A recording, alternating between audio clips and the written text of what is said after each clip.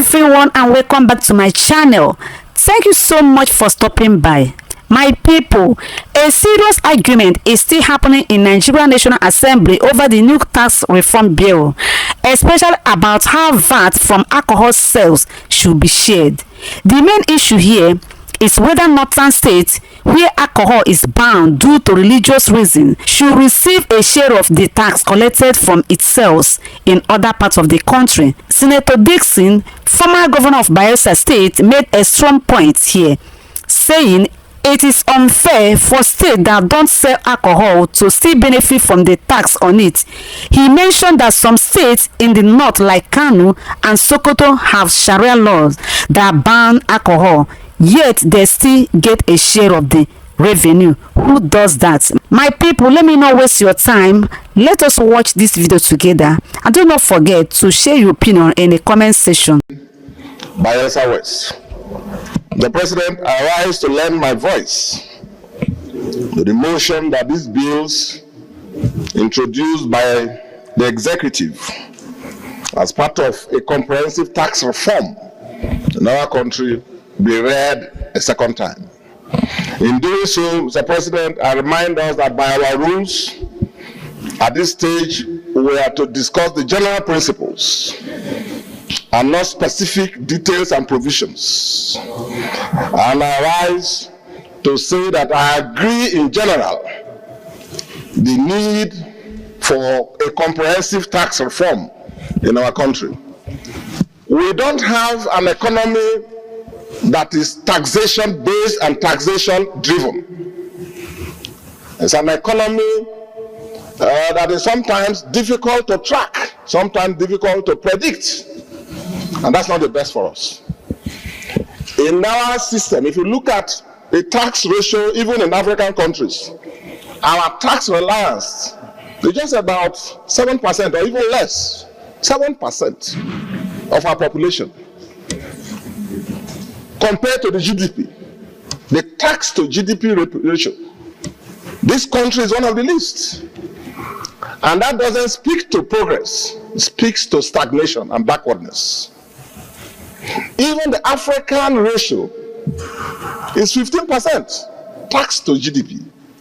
And it's understandable because the founding fathers of this country based economies pre-independence on taxation, even taxing cattle. They call it the jangali in the north. And people were paying. They could plan the economies. And that was when they did major things in all regions. But all of that changed, Mr. President. The moment oil was discovered in the creeks of the Niger Delta, 1957-58, Nigeria found free money in the creeks of the Niger Delta, and we left taxation, just as we left agriculture and manufacturing. So that's where we are. So the attempt by the current administration to let the governments of Nigeria, all levels, they run on tax and tax revenue is something that I fully support. I am aware that some issues have been raised, and that is legitimate. We're a country of diverse people, diverse cultures, diverse expectations, and that's the beauty and the greatness of Nigeria. We cannot expect to be a country that speaks with one voice or sees things only from one perspective. All those are legitimate observations and fears and expectations. All we're expected to do is to harness all of this and enact laws in the national interest, which I believe, following our rules, after the second reading, at the committee stage, when the public hearing is held, everybody who has anything to say will be invited to say, as the chairman of the committee has said. Now, there are issues I am concerned with. Some of these issues that have been raised are also as a result of insufficient consensus building and consultation prior to the introduction. And it's understandable, as a former governor, why some governors express concern at the neck.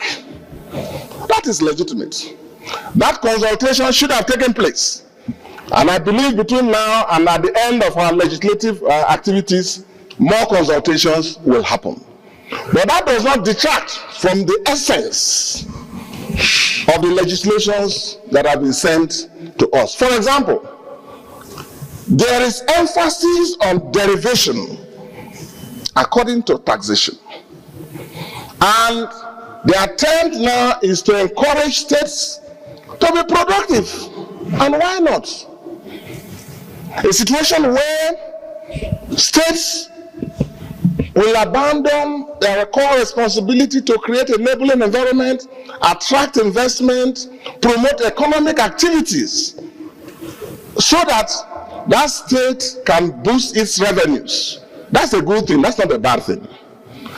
I am concerned from where I come from the experiences you and I have, where oil workers are flown into oil platforms in Akwa Ibom, in Eket and Ibuno, in Akwa Ibom, or flown into Boni and other areas in River State, or flown into Brass in Bayelsa and in Southern Niger area, and in Delta State in Ogola and Foropa, Ogola and Fokadus. We are entrusted that this is an opportunity for the payee taxes from those oil workers to be calculated and paid to the oil producing states where those activities are generated, as against being calculated and paid to where the head office is located, as has been the case, where the tax is registered. And from the general principles underlying this bill, as I explained yesterday, there is a move and a commitment by the executive to address that issue of revenue derivation, to ensure that paying taxes, even for the oil workers that are flown in and flown out every day out on the work, or 2 days, be calculated and paid. If that is done, I think that is a good move that should be supported. The other area in VAT, according to derivation, when we get to the committee stage, we'll look at the specific details. But there's nothing wrong in saying that the telephone calls that are made in Bayelsa or Akwa Ibom or Sokoto or Kano, the VAT on those things that are consumed, they calculated and paid to those states.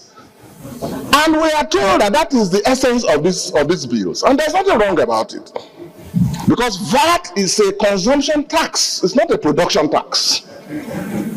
Those who are in the states who consume services, the VAT accruing to those should be calculated and paid to it. I'm sure when we look at the details, we'll see whether there is enough mechanism to guarantee transparency and accuracy in terms of administration.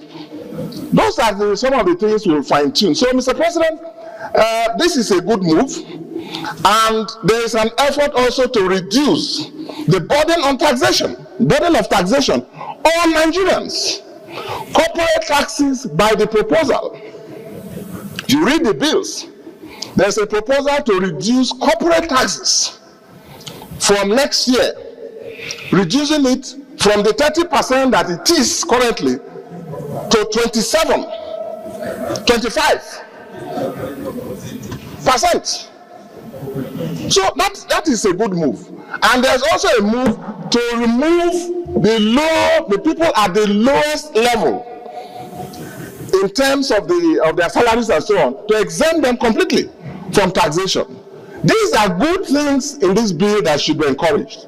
Mr. President, it is for these and other reasons, and principally as a federalist, which I've been all my adult life, I see these bills as a move towards entrenching fiscal federalism in Nigeria, which I fully support. So, Mr. President, I use this opportunity to call on all my colleagues to agree that these bills, all 4 of them, should be passed for second reading to enable our committee and the experts and the general public engage in accordance with our rules. Thank you. For watching. Bye.